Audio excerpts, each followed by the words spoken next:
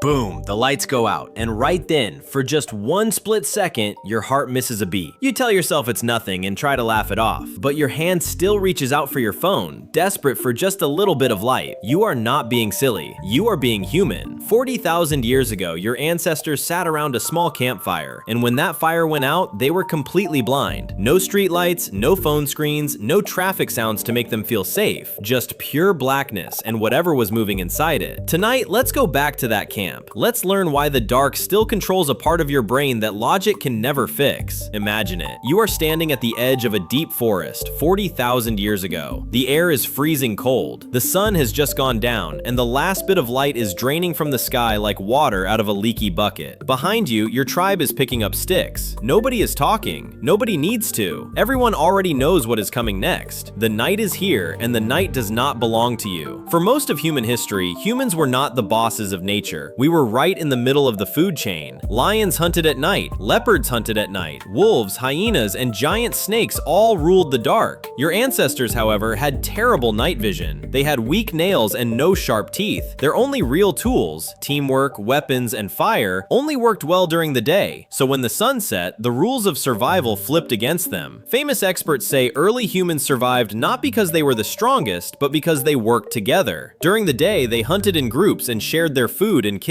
But at night, teamwork changed completely. It became about watching, listening, staying so close you could hear the person next to you breathe. Because at night, you couldn't see danger coming. You could only hear it. And by the time you heard a sound, it was usually too late. This is the exact fear your brain never forgot. Here is the simple truth. Darkness itself won't hurt you. Darkness is just the absence of light. It has no teeth. What was dangerous, what actually killed people, was what the darkness hid. Our ancestors' brains didn't have time to learn how to separate no light from no danger. Evolution doesn't care about being smart, it cares about keeping you alive. And survival said, treat the dark as a threat because threats live in the dark. So the brain did something simple, smart, and absolute. It built fear directly into the dark. This is why even today, your brain doesn't wait for proof of danger before it gets scared. It panics first and asks questions later. There is a tiny part of your brain called the amygdala. Scientists have spent decades studying it, and what they found explains everything about fear. The amygdala does not wait for your logical mind to think about a situation. It has its own fast track, a shortcut straight from your eyes and ears to your panic button, skipping your conscious mind completely. That is why when a shadow moves in a dark room, your body jumps before you can even think, what was that? Your heart is already racing. Your muscles are locked. The choice to be scared was made for you. In the wild, this saved lives. Imagine two early humans. One sees a shadow and thinks, let me look closer to see what this is. The other sees the shadow and instantly jumps back, ready to run. If that shadow was a hungry leopard, only the second human lived to have babies. Fast, jumpy, irrational fear was not a mistake. It was a life-saving tool, and you inherited it, fully active, still running in the background of your body today. This is also why kids are terrified of the dark before anyone even tells them to be. Child experts found that this fear starts naturally around age 2 and gets strongest between ages 4 and 6. This is exactly when kids start using their imagination to think about what could be hiding. Nobody has to teach a toddler that closets are creepy. Nobody has to explain that monsters might live under the bed. The fear just appears on its own, like a software program installed at birth, waiting for the dark to turn it on. Parents often think their child learned this from a scary movie or a story. Sometimes that's true, but usually the fear was already sitting there, quietly waiting. Now here is the strange and beautiful part of the story. Our ancestors didn't just hide from the dark, they built rules and habits around it. All over the world, cultures that never met did the exact same thing at night.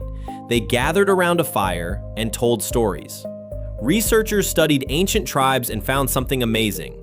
During the day, people talked about normal things, food, tools, and daily drama. But at night, around the fire, everything changed. They told myths, legends, and stories about ghosts and heroes. Why did every human culture do this? Because telling stories at night did something amazing. It replaced the unknown with the known. Instead of staring into the scary dark, the tribe filled the dark with words.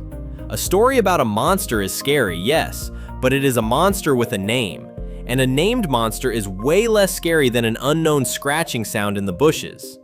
Fire, friends, and stories were not just for fun. They were survival tools for the mind. They gave the dark a shape, and a shape is always easier to face than empty blackness. In a strange way, this is exactly what you still do today. When you are trying to sleep and your mind starts worrying, so you grab your phone for light, you are recreating the ancient campfire. When you leave the TV playing softly while you sleep, you are recreating the voices of the tribe. When a child begs for a nightlight, they want exactly what their ancestors needed. Just enough light to know the world is still there. We like to think we are too smart for these old fears. We aren't.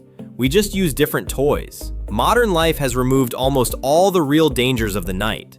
We have streetlights, locked doors, and police just a phone call away. Honestly, you are safer at 2 a.m. in your room than your ancestors ever were anywhere. And yet, turn off the lights in a strange house, and something ancient wakes up inside you. Walk down a dark hallway alone, and you will walk a little faster without meaning to.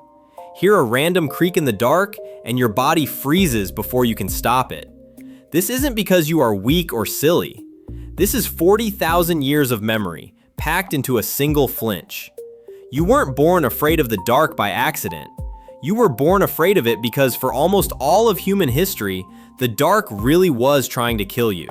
And the humans who got scared fast, the ones who ran first and asked questions later, were the ones who survived to become your great-grandparents. So tonight, when the lights go out and your heart beats a little faster for no reason, don't fight it. Don't feel stupid. That fear is not a broken part of your brain. It is a love letter, passed down through thousands of years from every single ancestor who survived the night.